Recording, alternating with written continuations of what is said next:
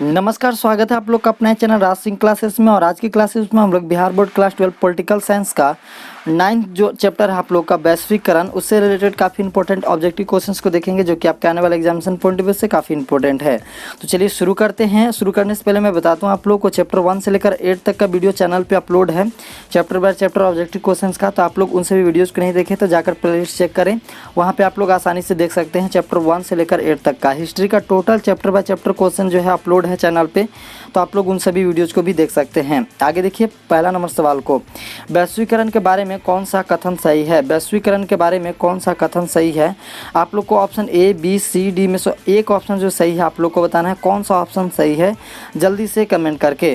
वैश्वीकरण के बारे में कौन सा कथन सही है? बिल्कुल जो करेक्ट आंसर है गाइज, काफ़ी लोगों ने जो कमेंट किया है वो आपका ऑप्शन डी यानी वैश्वीकरण के एक जो है बहुयामी जो है परिघटना है।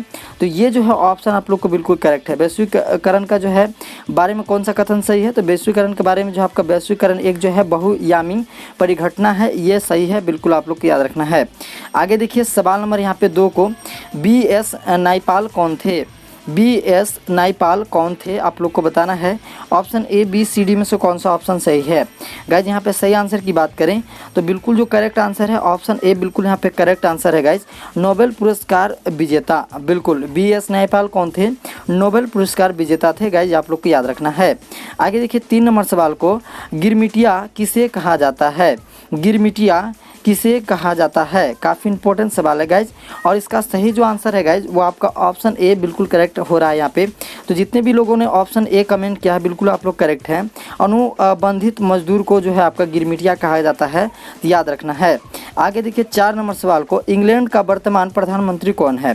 गाइज आप लोग को बताना है इंग्लैंड का वर्तमान प्रधानमंत्री, ये जो है आप लोग का 2012 से क्वेश्चन पूछा गया है, तो 2012 के अनुसार जो है ये आपका जो है ऑप्शन सही होगा। ओके, तो आप लोग को जो है 2000 अभी जो है अभी कितना चला 2020 चल रहा है, तो इसका अनुसार ऑप्शन जो सही हो जाएगा वो आपका ऑप्शन डी सही हो जाएगा, इनमें से कोई नहीं। जॉन मेजर, बी टोनो ब्लेयर या डी डेविड जो है कैमरून। अगर आपको 2020 में ये सवाल आता है और ये सभी ऑप्शन रहते हैं तो आप लोग का ऑप्शन सही हो जाएगा, इनमें से कोई नहीं। ओके, आगे बढ़ते हैं 5 नंबर सवाल को देखते हैं। भूमंडलीकरण किस विचारधारा पर टिका है? भूमंडलीकरण किस विचारधारा पे टिका है आप लोग को बताना है गाइज। बिल्कुल जो है इसका सही आंसर क्या हो जाएगा, और गाइज बिल्कुल यहाँ पे करेक्ट आंसर जो है ऑप्शन डी, बिल्कुल यहाँ पे करेक्ट आंसर है उदारवाद। उदारवाद बिल्कुल करेक्ट आंसर है गाइज, आप लोग को याद रखना है। आगे देखिए 6 नंबर सवाल को, कौन सा भूमंडलीकरण का आलोचक नहीं है?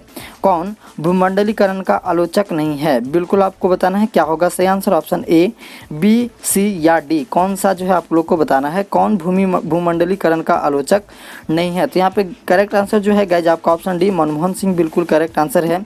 भूमंडलीकरण का जो आलोचक जो नहीं रहे हैं वो आपका मनमोहन सिंह रहे हैं, तो बिल्कुल जो है आप लोग को याद रखना है। आगे देखिए 7 नंबर सवाल को, किसने कहा साम्राज्यवाद पूंजीवाद का जो है अंतिम चरण है? ये जो है कथन किसने कहा था आप लोग को बताना है। ऑप्शन ए बी सी और डी में से कौन सा ऑप्शन सही आप लोग को जल्दी से कमेंट करके बताना है गाइज। बिल्कुल जी यहाँ पे सही जो आंसर है आप लोग का वो बिल्कुल करेक्ट आंसर ऑप्शन बी है, B.I. लेनिन ने। किसने? B.I. लेनिन ने गाइज, बिल्कुल आप लोग को याद रखना है, इसका करेक्ट आंसर ऑप्शन बी हो रहा है। आगे देखिए 8 नंबर सवाल को, भूमंडलीकरण किस जो है विचारधारा पर टिका है? भूमंडलीकरण किस विचारधारा पर टिका हुआ है? और ये क्वेश्चन जो है गाइज आपका 2016 में पूछ लिया गया है, काफ़ी इंपॉर्टेंट सवाल है, आप लोग को याद रखना है। इसका सही जो आंसर है गाइज जो आपका ऑप्शन डी, बिल्कुल करेक्ट आंसर है उदारवाद। उदारवाद बिल्कुल करेक्ट आंसर आप लोग को याद रखना है। आगे देखिए 9 नंबर सवाल को, विश्व के संदर्भ में सोचो देश के हित में करो, यह सूत्र किसने प्रचारित किया? ये जो है आपका कथन किसका था? एक तरह से दूसरे तरह से बोला जाए तो आप लोग को बताना है, बिल्कुल इसका करेक्ट आंसर क्या हो जाएगा। आप लोग का ऑप्शन ए बी और सी 4 ऑप्शन दिया गया है, 4 ऑप्शन में से कौन सा करेक्ट है आप लोग को बताना है।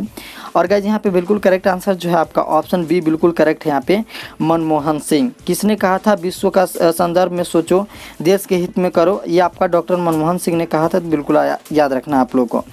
आपका 10 नंबर सवाल देखिए क्या कह रहा है, किसने कहा कि भूमंडलीकरण विशिष्टवाद का सार्वभौमिकरण या सार्वभौमिवाद का जो है विशिष्टीकरण है? इसका क्या होगा सही आंसर गाइज आपको बताना है, ऑप्शन ए बी सी या डी, कौन सा ऑप्शन सही है आप लोग को जल्दी से बताना है। तो गाइज बिल्कुल जो करेक्ट आंसर हो रहा है यहाँ पे ऑप्शन बी हो रहा है, यानी रॉबर्टसन हो रहा है। क्या हो रहा है? रॉबर्टसन बिल्कुल करेक्ट आंसर है। ऑप्शन बी बिल्कुल करेक्ट आंसर है। रॉबर्टसन जो है बिल्कुल करेक्ट आंसर है, यहाँ पे आप लोग को याद रखना है। आगे देखिए 11 नंबर सवाल को, भारत में नई आर्थिक नीति की शुरुआत किस प्रधानमंत्री ने की थी? भारत में नई आर्थिक नीति का जो है नीति की जो है शुरुआत किस प्रधानमंत्री ने की थी, आप लोग को बताना है। Option A B C D में से कौन सा ऑप्शन सही है, आप लोग को ये बताना है जल्दी से कमेंट करके। गाइज बिल्कुल काफ़ी लोगों का जो कमेंट यहाँ पे आया है ऑप्शन बी, और ऑप्शन बी ही बिल्कुल करेक्ट है गाइज। यहाँ पे नरसिम्हा राव बिल्कुल इसका करेक्ट आंसर है। नरसिम्हा राव एक ऐसे जो है प्रधानमंत्री थे जिन्होंने भारत में नई आर्थिक नीति का जो है शुरुआत किया था, तो याद रखना आप लोग को। आगे देखिए 12 नंबर सवाल को, मानवाधिकारों की सार्वभौमिक घोषणा कब की गई? मानवाधिकारों की सार्वभौमिक घोषणा कब की गई, आपका बताना है। और ये क्वेश्चन जो आप लोग को 2016 में पूछा गया है। ऑप्शन आप लोग के समक्ष है, option A B C D, कौन सा ऑप्शन सही है जल्दी से गाइज आप लोग को बताना है कमेंट बॉक्स में, क्या होगा इसका सही आंसर। गाइज यहाँ पे सही आंसर की बात करें तो बिल्कुल ऑप्शन सी बिल्कुल करेक्ट हो रहा है। जिनका भी ऑप्शन सी आ रहा था बिल्कुल आप लोग करेक्ट हैं। 1947 बिल्कुल इसका करेक्ट आंसर है। आगे देखिए 13 नंबर सवाल को, प्राचीन काल में किस स्थल मार्ग से एशिया और यूरोप का व्यापार होता था? प्राचीन काल में किस स्थल मार्ग से जो है आपका एशिया और यूरोप का जो है व्यापार किया जाता था? तो याद रखना है गाइज, इसका सही जो आंसर है वो आपका ऑप्शन बी बिल्कुल करेक्ट आंसर है। ऑप्शन बी यानी रेशम मार्ग से। किस मार्ग से? रेशम मार्ग से बिल्कुल करेक्ट आंसर है। आगे देखिए 14 नंबर सवाल को, पहले विश्व बाजार के रूप में कौन सा शहर उभर कर आया था? पहले विश्व बाजार के रूप में कौन सा शहर उभर के आया? आप लोग को बताना है ऑप्शन ए बी और सी डी में से कौन सा ऑप्शन सही है। बिल्कुल जी, यहाँ पे सही आंसर जो है आप लोग का अलेक्जेंड्रिया बिल्कुल करेक्ट आंसर हो जाएगा। यहाँ पे अलेक्जेंड्रिया जो है आपका पहले विश्व बाजार में जो है आपका जो है बाजार के रूप में जो है उभर के सामने आया था, तो याद रखना है। आगे देखिए 15 नंबर सवाल को, आधुनिक युग में अर्थव्यवस्था के क्षेत्र में होने वाले सबसे बड़ी क्रांति कौन सी थी?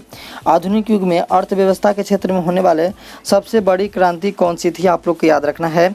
इसका सही जो आंसर है गाइस जो आपका ऑप्शन बी औद्योगिक क्रांति। कौन सी क्रांति थी? औद्योगिक क्रांति बिल्कुल इसका करेक्ट आंसर है।